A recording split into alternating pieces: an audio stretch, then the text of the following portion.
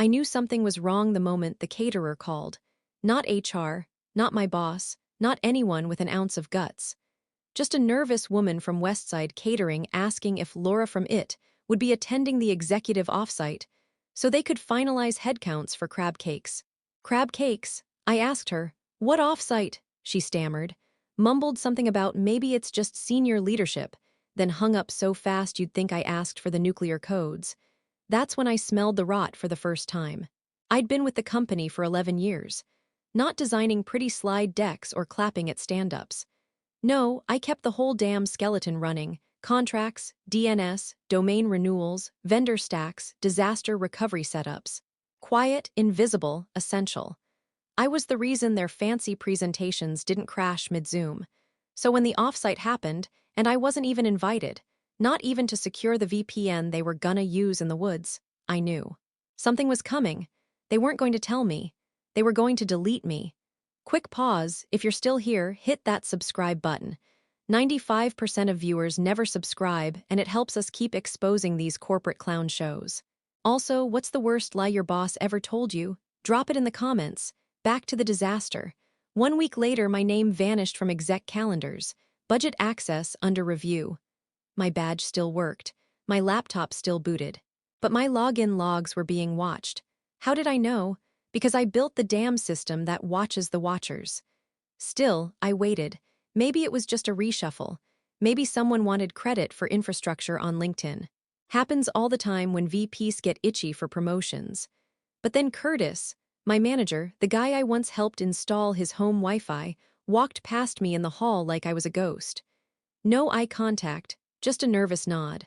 That's when I opened the logs. 3 people had accessed my login history, one from legal. One who'd never touched back-end security in their life. Legal only shows up when someone's about to get erased or sued. But they forgot something. 3 years ago, during our biggest merger, I was made temporary custodian of infrastructure. That temporary role never updated. They forgot to reassign the trust. I still held the master keys. At 10:24 a.m., the dreaded email landed. Subject: mandatory all hands 11 o'clock m restructure update, no greeting. No details, just a silent scream in corporate font. I had 35 minutes. They thought I was just an IT name on a spreadsheet. They were about to learn I was the one who built the spreadsheet. 11 o'clock m, the room smelled like stale donuts and fear. Everyone was smiling too wide, whispering too much. HR had rolled out the usual peace offerings, glazed pastries, lukewarm La Croix, sugar-coated sympathy. I stood in the back. I didn't need to sit. I already knew what was coming. Curtis didn't look at me. The new COO, Travis, some Silicon Valley reject with pivot, energy, and teeth too white for honesty, stepped up to the podium. He started droning about operational excellence, efficiency pivots, strategic redundancies. Then came the names. One by one, slicing through the room like knives. And then, Laura Green, Director of Infrastructure. No pause, no explanation, just a name. Like they were reading from a raffle and I was the prize nobody wanted. I didn't speak. I didn't blink. I just walked to the stage, placed my old ID badge beside his clicker. My badge number 47, printed when this company still had a soul, and turned. No tantrum, no tears. Because they thought they had the power. They didn't know I still controlled the servers. I walked out the side door like I was going to lunch. But in my bag was the folder. The one labeled Trust Infrastructure Custody. Not a souvenir. Not nostalgia, a weapon. By the time I got home, I was calm, too calm. I bypassed the front door and went straight to the garage. Unlocked the filing cabinet I hadn't touched in years. Inside, a notarized contract, signed by their own legal counsel. It clearly stated, custodial authority for digital infrastructure shall remain with the named trust administrator unless explicitly reassigned with 30-day written notice. Guess who the administrator still was? Me. Guess what notice I never received? Exactly. I made tea, sat down, and began surveillance. Not revenge, not yet. But the clock, it had started ticking. By 9:13 a.m. the next morning, I made my first move. Just a quiet call. OxwellNet, Enterprise Support, this is Kyle speaking. Kyle, this is Laura Green. I'd like to update the emergency contact chain tied to Trust ID 7193C. Silence. Then some typing. Then, Miss Green, our records say your employment was terminated." I smiled. Not wide, just enough. "That's incorrect. I'm no longer employed, but I remain the legal trustee on the account per the custodial agreement your company co-signed. No reassignment paperwork has been submitted.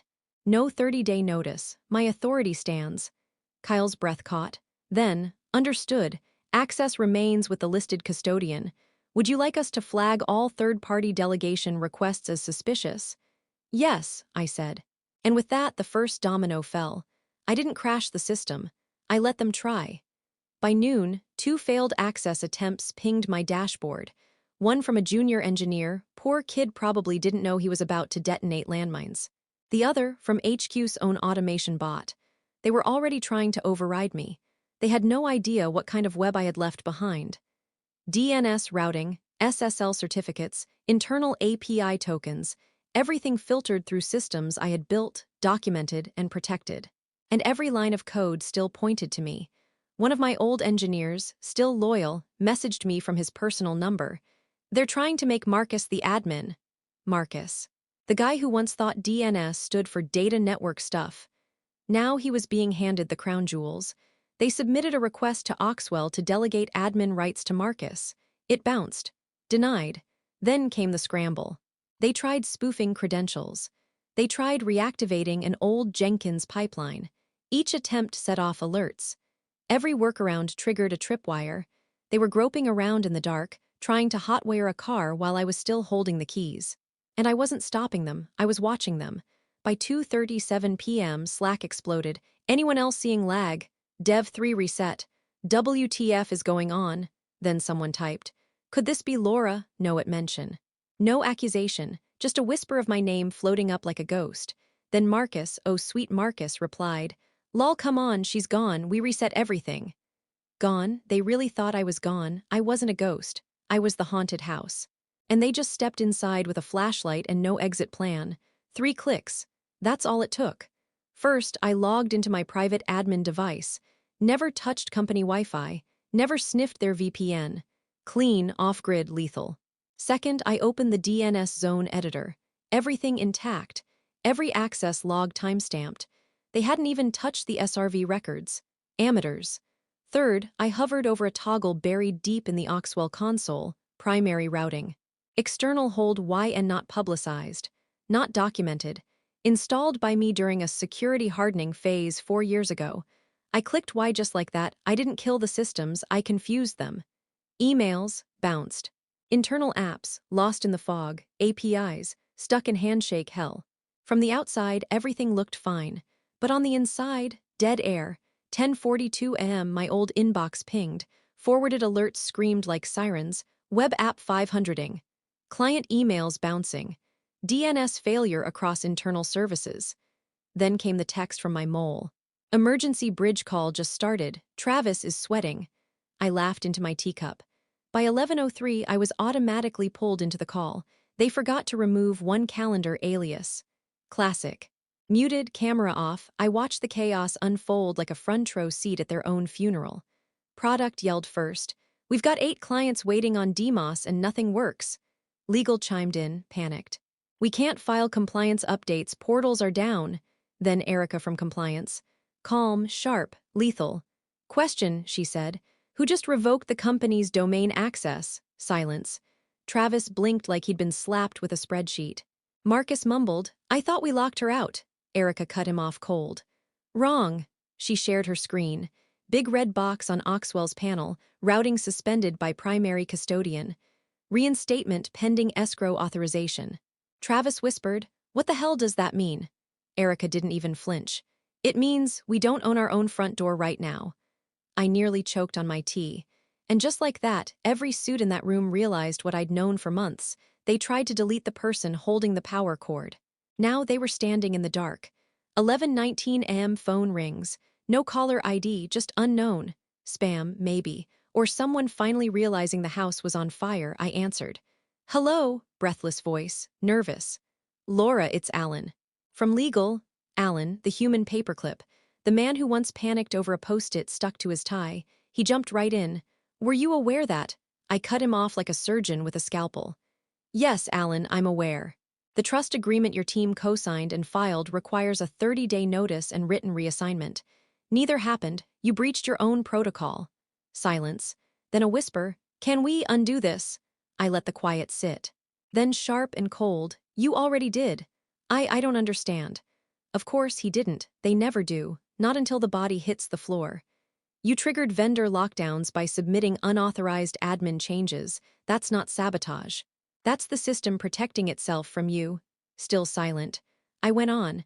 And now you've defaulted your own compliance protocols. So unless someone feels like explaining to the SEC why the company no longer controls its own infrastructure, I'd stop trying to fix what you broke. Click. I ended the call before he could stutter out another word. They wanted to erase me. They accidentally erased themselves. By 4:00 p.m., the emergency board meeting started. Inside the glass-walled room, every exec looked like they'd aged 10 years in a day. Chairwoman Diane Whitmore, silver hair, stone-cold poise, spoke first. Oxwell Net confirmed the revocation was executed by Laura Green under a valid, signed custodial clause still on file. She pulled up the clause. Projected for all to see, any override of custodial authority without 30-day escrow notice and co-signature shall constitute breach of trust agreement. Allen muttered, "That triggers SEC violation penalties." Curtis, pale, whispered, "We thought it was temporary." Diane cut him off. "Temporary doesn't last 4 years, Mr. Palmer." Then she pulled up my email. Sent at 11:12 am subject, custodial action executed. One sentence, per clause 14, I have executed custodial revocation. You have 72 hours to reassign or go dark. No emotion, just law, just precision. Diane folded her hands. She gave us more notice than we gave her. Nobody laughed. That night, 3 board members resigned. Curtis took leave. Marcus vanished. And me, I sat on my porch, sunset brushing my feet, glass of wine in hand. Phone buzzed once, forwarded message from compliance. Screenshot of a new memo. All future infrastructure must pass through legal. Previous trust model deemed high risk. Below it, a comment. Who was Laura Green? I smiled. Nobody, just the backbone you forgot. Until it walked out quiet and whole while the rest of you crumbled. I'm not coming back. I don't need to. The silence, it speaks just fine. If that made your blood boil or your heart sing, drop your thoughts in the comments. What would you have done with the keys? And don't forget to hit like and subscribe, or I'll revoke your DNS just for fun.